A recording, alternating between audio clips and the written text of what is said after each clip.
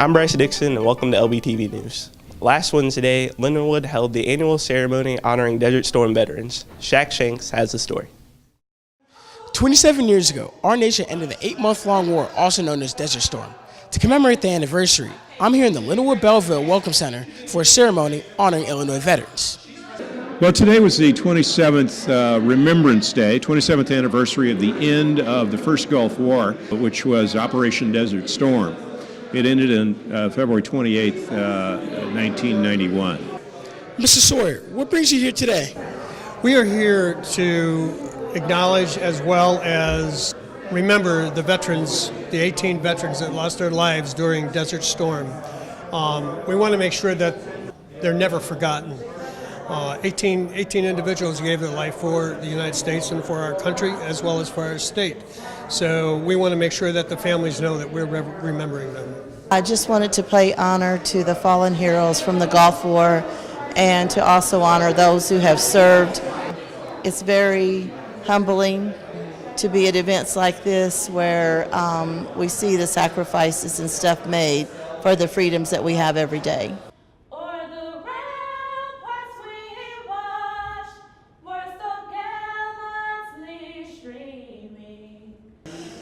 Desert Storm is very important. I work for Survivor Outreach Services, and we support survivors in all 30 counties in southern Illinois, well actually all over Illinois, and it's just remembering, we always have to remember the sacrifices that our families have made. Students and veterans alike have come together to remember those who gave their freedom for us. Operation Desert Storm not only impacted our country, but also many Illinois veterans. Today, we come together to remember those who gave their freedom for us. This is Shaq Shanks with LBTV News. CAB held an Arts and Crafts Night last week to encourage students to embrace their inner Salvador Dali. Chastity Cantu got the story. Lindenwood Belleville's CAB held an Arts and Crafts activity night in the girls' dorm on Wednesday, February 28th. LBTV spoke with participants on their experience. Today we are having this CAB craft. It's provided by Campus Activity Board. Today we brought canvases. We brought paint, we brought brushes, we brought even a teacher to teach techniques. We brought chips, we brought salsa and soda for everybody. We are having this for a long time and everybody attends usually. We have pretty good numbers today too and we plan to keep happening that. Yeah. I came out to the painting to do some art on the canvases, something fun to do, just nice and convenient in the dorm, so it was a lot of fun. You know, it was a good time to touch up my art skills and work on those skills.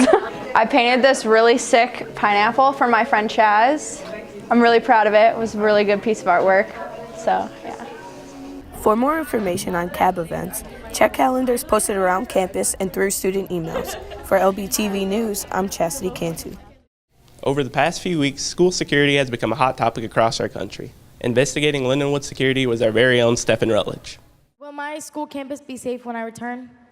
Because I plan to not return until I know that something is going to change. And I'm not the only one. This is a question on every student's mind after the Stoneman Douglas High School shooting, where Nicholas Cruz shot 31 students and killing 17 of them. With Lindenwood University Belleville being no exception, it raises the question, what is Lindenwood Security Force doing to prevent students and staff from experiencing a similar tragedy? The safety of students overall is discussed routinely between myself, my assistant, the presidents, the deans, the provost, and everybody in upper administration. And during those meetings, that we discuss, what can we do better? We believe that we have already put a lot of things in place that helps protect our students. One being we offer active shooter training on both campuses. We had active shooter training here last year on the Belleville campus. This year they have active shooter, and they call it the 4E's active shooter training, was offered in St. Charles, which is available to staff at both St. Charles campus and Belleville's campus. The decision was made prior to my arrival here as director, it's been made several years ago, to have armed personnel on campus that can respond immediately to these situations. And these armed personnel, they're commissioned by the St. Clair County Sheriff, Rick Watson. The staff that we have on here now, we have 4 certified public safety officers that have over 20 years of law enforcement experience. But in the event of a dangerous situation on campus, What can students and staff do? There are basics in the 4E's training that do cover all situations.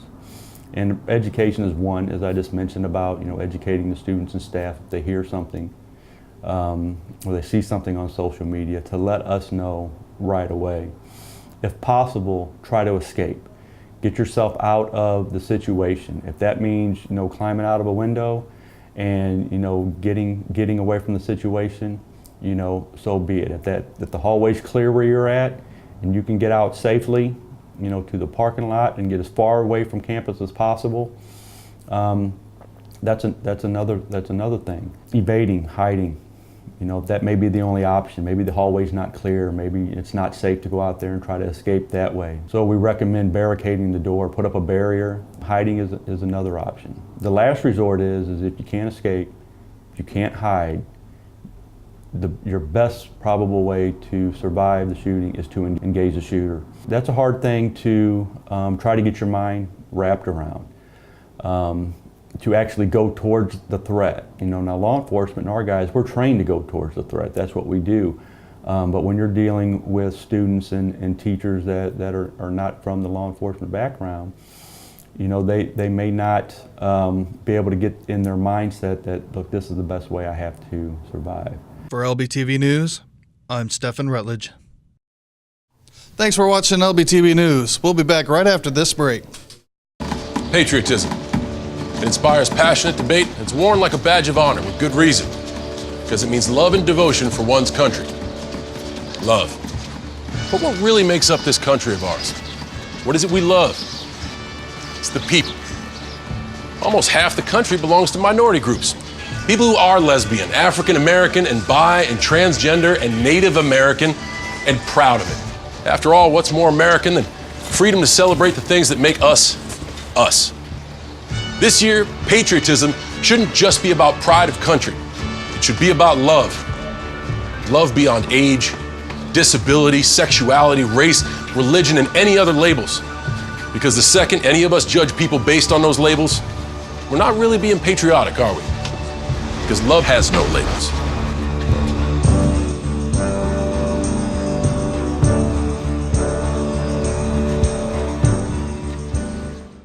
For those interested in volunteering their time, a community service project is coming up on April 7th. Tyler Price talked to some organizers. Coming up this April, there is a community and campus day of service for LU students to get together and make a difference. We spoke with 2 staff members who have hands-on experience with this event. This is actually the first year that we're doing the Community and Campus Day of Service. We did a smaller version in the fall semester with mostly freshmen, but this semester is going to be open to the entire campus community. I would encourage all Lindenwood students to come out to the event April 7, 2018 this year.